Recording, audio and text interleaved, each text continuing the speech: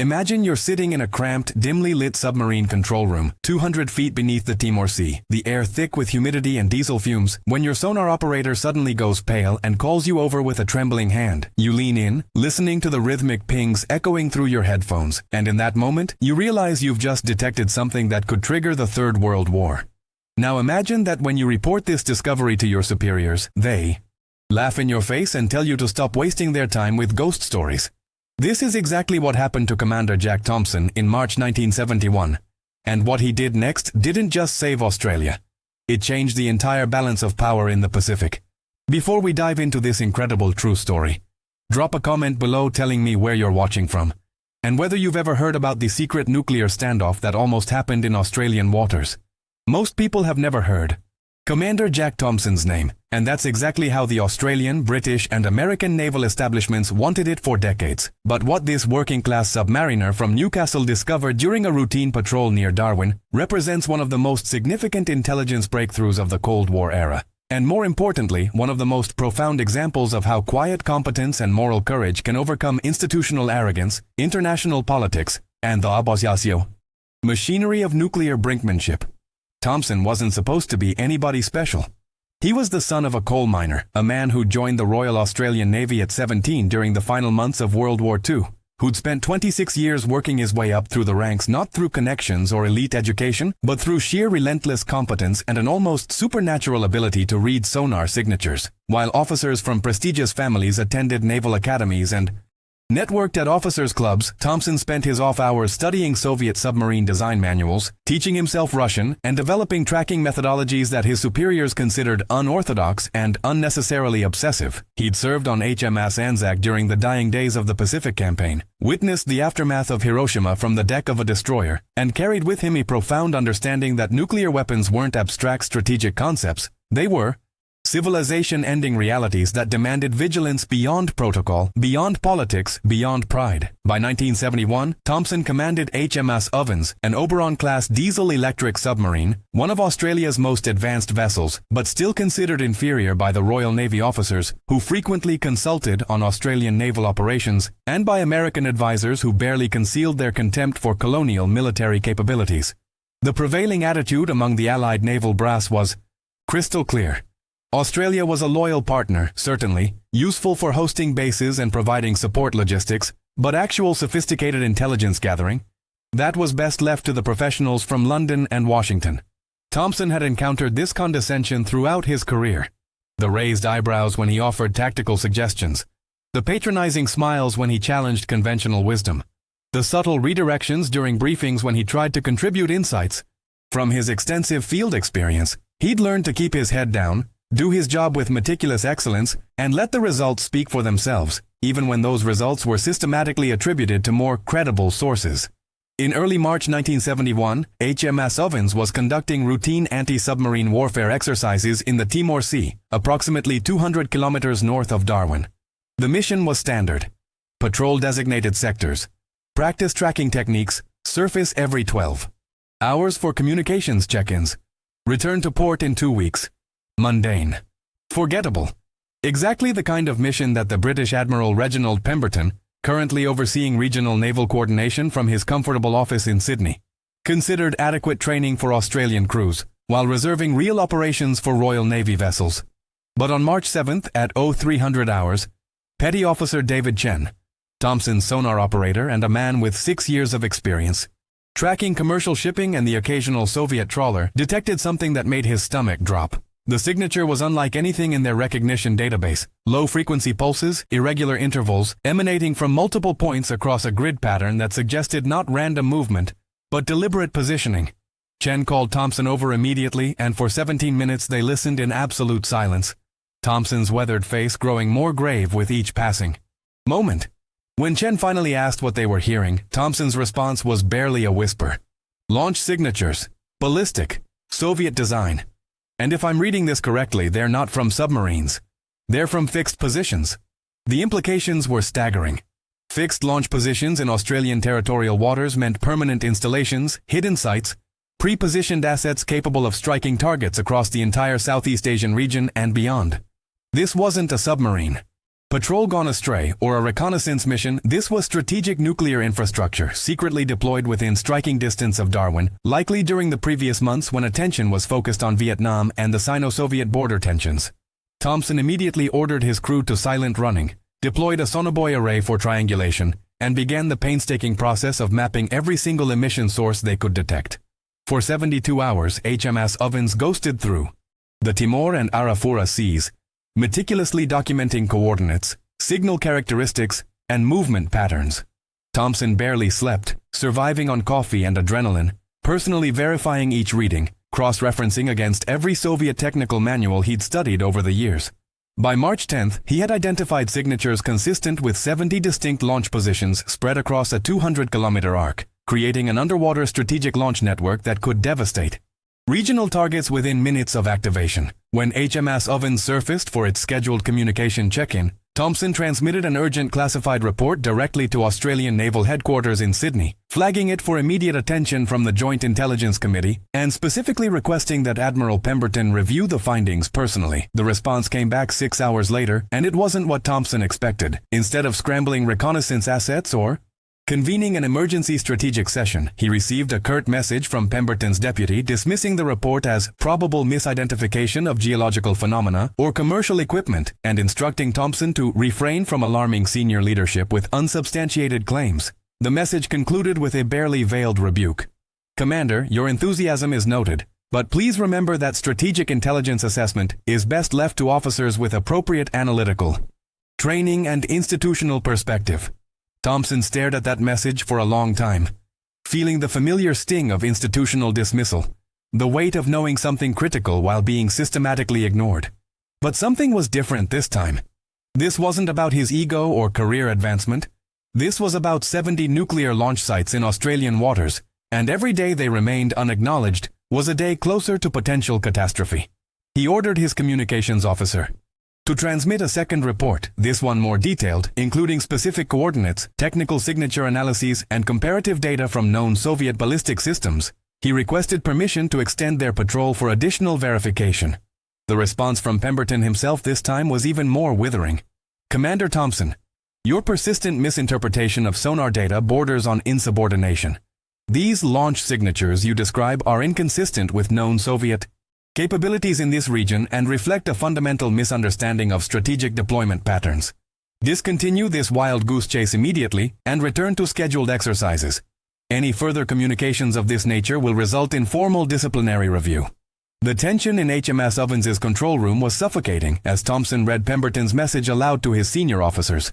His executive officer, Lieutenant Marcus Webb, a younger man from a wealthy Sydney family who'd initially viewed Thompson with the typical upper-class skepticism toward working-class officers, spoke first. "Skipper, with respect, Admiral Pemberton has access to intelligence we don't. Maybe we are misreading the data. Maybe these are just, I don't know, fishing equipment, seismic sensors, something innocent." Thompson turned to Webb with an expression that was simultaneously exhausted and absolutely resolute. "Lieutenant, I've spent 26 years listening to the ocean. I know the difference between a fishing trawler and a ballistic launch platform the way you know the difference between your mother's voice and a stranger's. Those are Soviet military installations, and if we surface now without proper verification, without forcing someone to take this seriously, we're abandoning our duty to every person in Darwin, every family in Northern Australia, every Allied position in the Pacific." But Thompson also knew that continuing to defy direct orders from Admiral Pemberton would end his career and potentially court-martial charges, which would make his findings even easier to dismiss as the desperate claims of a disgraced officer. So he made a calculated decision that demonstrated both his strategic brilliance and his willingness to sacrifice protocol for principle. Instead of transmitting through official Australian channels, he used a secure frequency to contact an American submarine tracking station in the Philippines, providing them with his raw sonar data and coordinates, essentially going around the entire Allied command structure and betting that American naval intelligence might take the threat more seriously than their British and Australian counterparts. The response from the US station was initially skeptical. After all, who was this random Australian commander claiming to have discovered 70 Soviet launch sites that somehow every major intelligence service had missed? But they agreed to relay the data to Pacific Fleet Intelligence in Hawaii for analysis. 3 days later, hell broke loose. Admiral Pemberton received an urgent encrypted communication from U.S. Pacific Fleet Command requesting immediate clarification about anomalous Soviet military activity near Darwin reported by HMAS Ovens, and asking why Australian naval intelligence hadn't flagged this through proper Allied intelligence sharing protocols. Pemberton, confronted with the reality that Thompson had bypassed his authority and that the Americans were now asking questions that made the Royal Navy look incompetent, responded with fury. He ordered HMS Ovens to surface immediately and return to Darwin, where Thompson was to report for disciplinary proceedings regarding unauthorized communication with foreign military assets and gross insubordination. When Thompson received this order, his crew watched him carefully, wondering if their commander would finally break, if the weight of institutional hostility would force him to back down. Instead, Thompson did something that would become legendary in Australian submarine service. He transmitted a final message to both Pemberton and U.S. Pacific Fleet Command simultaneously, stating, "Will comply with return order after completing verification of all 70 sites. Estimated completion 48 hours. Respectfully submit that national security concerns supersede disciplinary protocols. Standing by my findings, Thompson." The audacity of that message, a mere commander essentially telling an admiral that he knew better, that he would continue his mission despite direct orders to cease, sent shockwaves through the naval hierarchy. Pemberton immediately drafted court-martial charges, but before he could finalize them, something unexpected happened. The American Pacific Fleet Intelligence, now thoroughly intrigued and slightly embarrassed that an Australian diesel submarine had potentially discovered something their nuclear subs and satellite reconnaissance had missed, dispatched USS Tullibee, a nuclear attack submarine, to independently verify Thompson's coordinates. Captain Bradley Morrison, the Tullibee's commander, was a decorated officer from Annapolis who shared Pemberton's skepticism about Australian capabilities and privately considered this verification mission a waste of valuable operational time. He expected to find nothing, file a report debunking Thompson's claims, and return to real work. What Morrison found instead over the next 72 hours shook him to his core. Every single coordinate Thompson had provided corresponded to anomalous readings consistent with submerged launch infrastructure. The signatures were sophisticated, deliberately masked to mimic geological formations or civilian equipment, requiring exactly the kind of obsessive, experienced analysis that Thompson had performed. Morrison, to his credit, was professional enough to recognize extraordinary competence when he saw it, regardless of the source. His report to Pacific Fleet Command was unequivocal. Australian submarine HMS Ovens has identified what appears to be an extensive Soviet strategic launch network in the Timor and Arafura seas. Findings verified across 70 distinct positions. Recommend immediate strategic response coordination with Australian and British commands. Commander Thompson's analysis is exceptionally accurate and demonstrates intelligence collection capabilities exceeding standard operational parameters. When Pemberton received Morrison's verification report, along with a pointed inquiry from Pacific Fleet Command about why Australian intelligence had initially dismissed such a significant finding, he faced a career-defining moment. He could continue to attack Thompson personally, claim the findings were somehow lucky or accidental, maintain his position that the Australian submariner had acted inappropriately, or he could swallow his considerable pride and acknowledge that he'd been catastrophically wrong. The institutional pressure to choose the former was immense.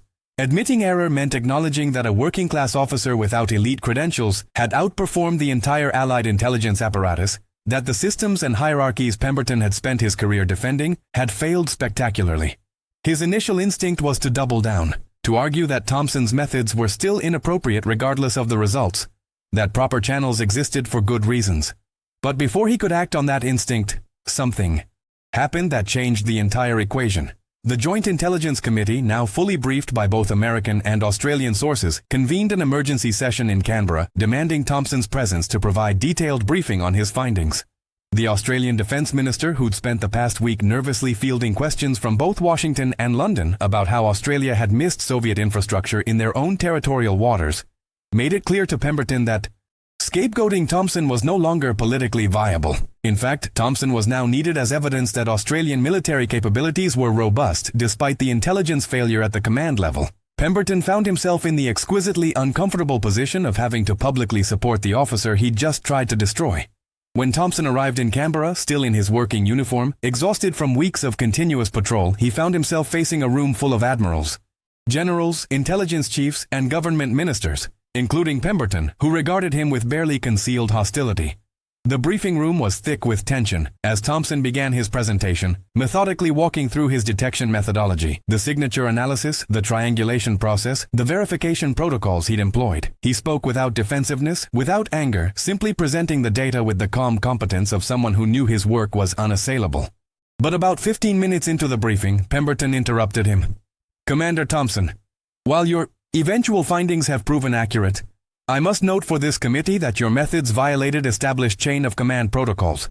You contacted American assets without authorization, continued operations after direct orders to cease, and demonstrated a concerning pattern of insubordination. Would you care to explain why you believed yourself exempt from standard military discipline?" The room went silent. Every eye turned to Thompson, waiting to see how this working-class submariner would respond to an admiral's public challenge in front of the nation's defense leadership. Thompson paused, took a slow breath, and then delivered a response that would be quoted in Australian naval training for decades. "Admiral Pemberton, with respect, I didn't believe myself exempt from discipline. I expected exactly the consequences you've described.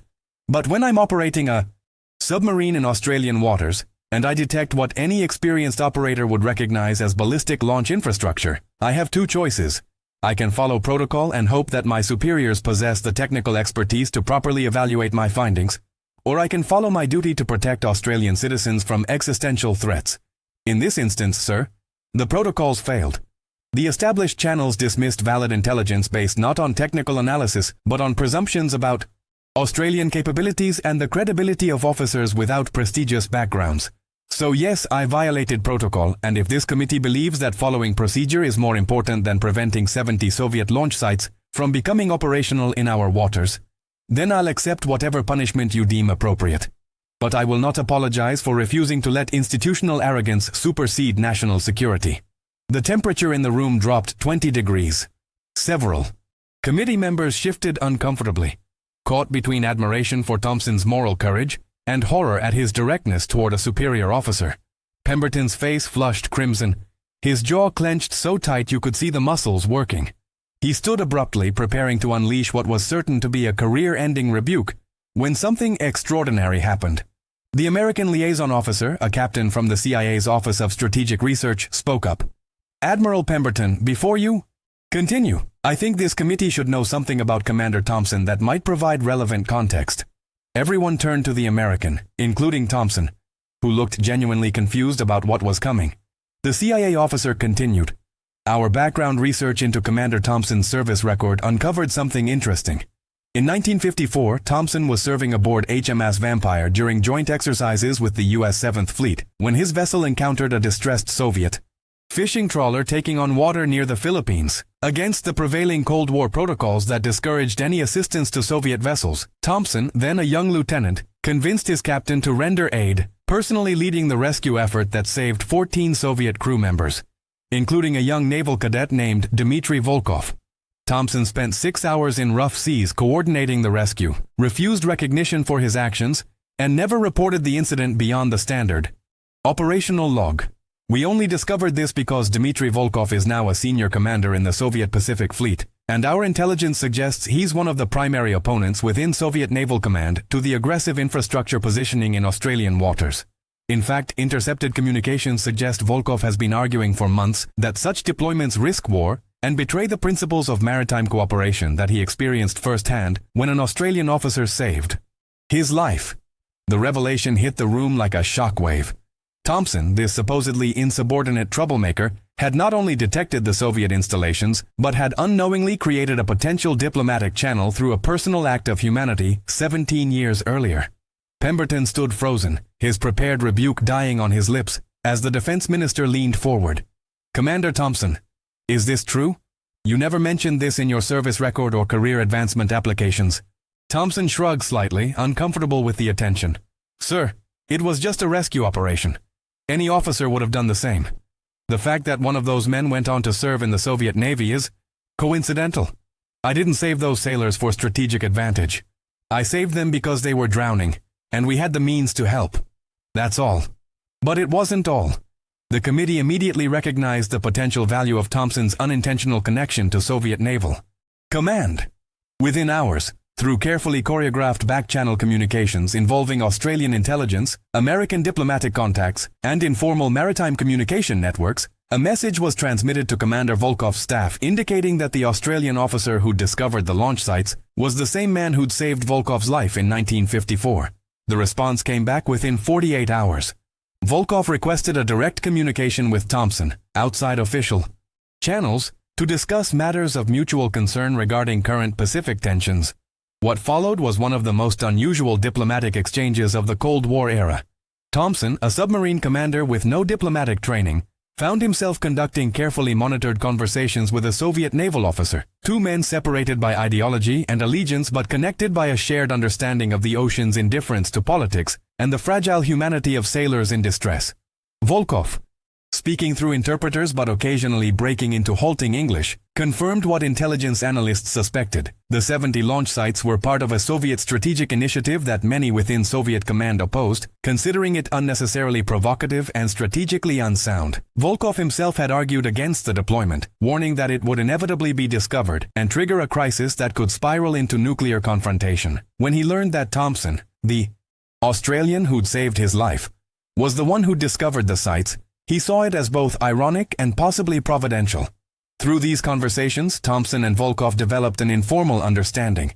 Volkov couldn't directly order the removal of the launch sites, but he could provide intelligence about their operational status, deactivation protocols, and the internal Soviet debate about their utility. In exchange, Thompson advocated within Allied command for a measured response that didn't publicly humiliate the Soviet Union, allowing them to quietly withdraw the installations under the pretext of routine redeployment, rather than forcing a confrontation that neither side wanted.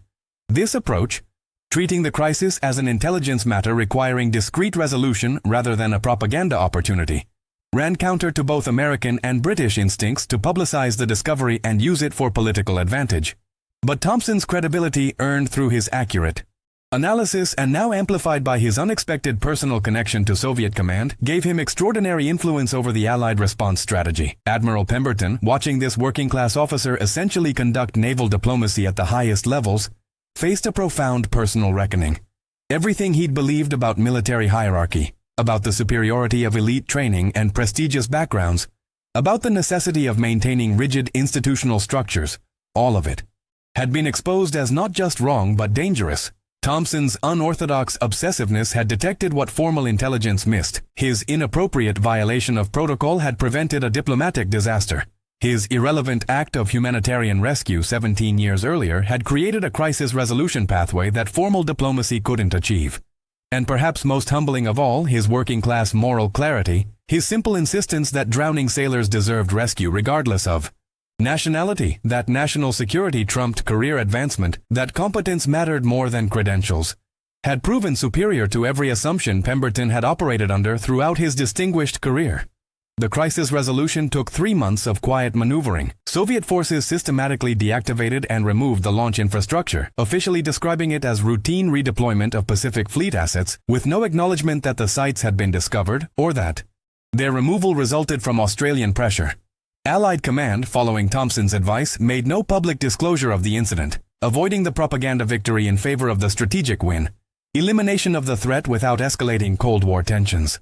Throughout this process, Thompson continued his regular duties, refusing media attention or career advancement opportunities, insisting that he'd simply done his job and that the real story, the triumph of patient competence over